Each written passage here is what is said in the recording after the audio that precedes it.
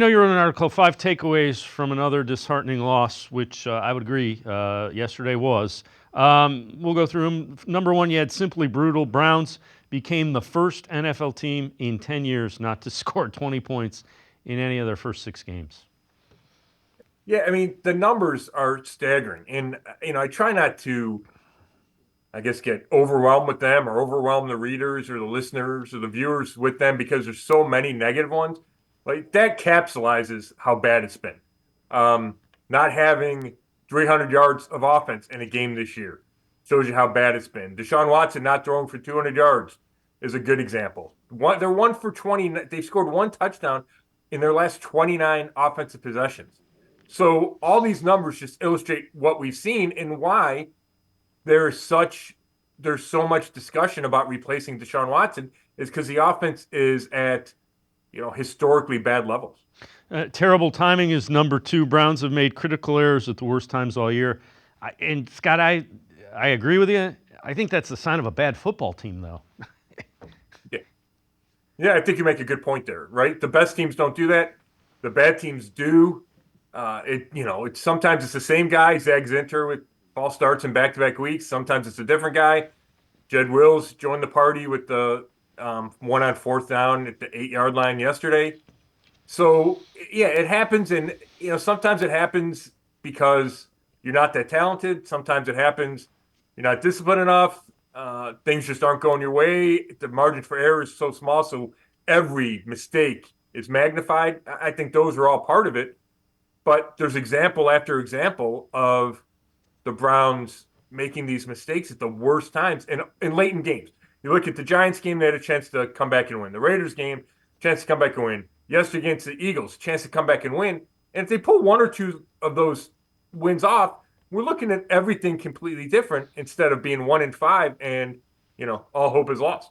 Yeah, and number three, no last chance. And again, the defense couldn't get the ball back to the offense at the end of the game. And the defense, they haven't made plays when they've needed to. No, the defense has been average, maybe slightly above average, depending on what stats you want to look at. Certainly not dominant like I thought the defense would be. And Stefanski made sense. My initial thought, and I posted it on X, was I probably would have kicked a field goal on 4th and 8. And then I thought about it, and no, you're down there. You got to take a shot. If you score, maybe you go for two and win the game right there, so it doesn't take a second possession. Because I'm thinking originally, well, I kick a field goal, you need another two possessions, but maybe you didn't. Maybe you go for the win right there. But then once you get the second false start on Wills, it made sense to me to kick the field goal. And you should be able to trust your defense. And there's almost 4 minutes left. It's not like they can only get one first down if they're the Eagles. But yet they get one, and then they go deep. And, Greg Newsome is right there, but he just can't make a play on the ball. It's a good throw, good catch, but, you'd love a first-round cornerback to go break that up.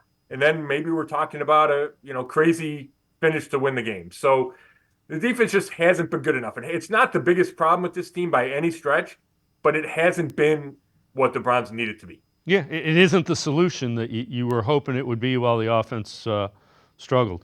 Baby steps. Browns made strides against the Eagles. Might be able to build on the progress.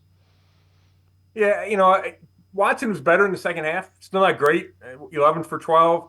Not huge numbers. I thought the throw to Amari Cooper on a 3rd and 10 slant was, I'm not. I was going to say the best throw I've seen him make this year. That might be an exaggeration. There might have been a couple better throws in that Jacksonville game. But regardless, it was a really good throw at a really big moment. They ran the ball better in that game, and they committed to it. And if they have any hope for slowly turning this sinking ship around, or whatever analogy that I'm trying to get to, it's you got to run the ball better. That takes pressure off Watson. It takes pressure off the struggling pass protection. And they committed to it yesterday, and they ran 25 times for 100 yards. First time they got to 100 yards this year. I thought that was a step in the right direction. All right, and then before we go to break, your fifth one in the 5 takeaways, one shining moment. Only reason the Browns were in the game was because of Myles Garrett field goal block and Rodney McLeod taking it in. Yeah, it gets lost because they lost. But I hate to gloss over it because it was such an impressive play we've seen Myles Garrett do before, but he did it again. huge time in the game, gets them back to 10-10 when they had no juice at all. Offensively, get back into the game, they get the ball to start the third quarter. So huge play, of course, is always a negative, and that's Rodney McLeod's got 2 touchdowns this year, and that's tied for the lead for the team lead, and that's from a safety.